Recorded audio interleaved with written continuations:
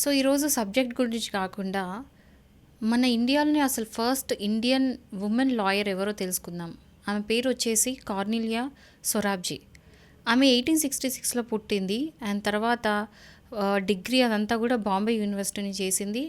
ఆ టైంలో ఎలా అంటే అసలు ఉమెన్ బయటికి రావడమే కష్టం, అసలు ఆడవాళ్ళు బయటికి రావడమే కష్టం అనే టైంలో డిగ్రీ కంప్లీట్ చేసింది. తనకి సిస్టర్స్ ఉండే, కానీ ఆ సిస్టర్స్ ఎవ్వరు కూడా యూనివర్సిటీ దాకా రాలేదు. బట్ ఆమె ఫస్ట్ టైం డిగ్రీ తీసుకుంది యూనివర్సిటీ నుంచి, అది బాంబే యూనివర్సిటీ నుండి. ఆ తర్వాత ఆక్స్ఫర్డ్కి వెళ్ళి లా చేద్దాం అనుకుంది.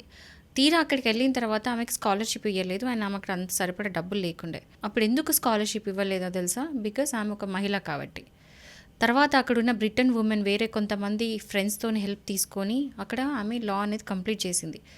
లా కంప్లీట్ చదువు అంతా చేసిన తర్వాత కూడా డిగ్రీ అనేది ఆక్స్ఫర్డ్ యూనివర్సిటీ ఆమెకి ఇవ్వలేదు. ఎందుకు అంటే మళ్ళీ ఆమె మహిళ కాబట్టి. అక్కడ ఆమెకి లా డిగ్రీ ఇవ్వట్లేదు అని చెప్పేసి ఇండియాకి వాపస్ వచ్చేసింది. ఇండియాకి వచ్చిన తర్వాత కూడా ఆమెను ఇక్కడ ప్రాక్టీస్ చేయనీయలేదు, ఎందుకంటే మళ్ళీ ఆమె మహిళ కాబట్టి.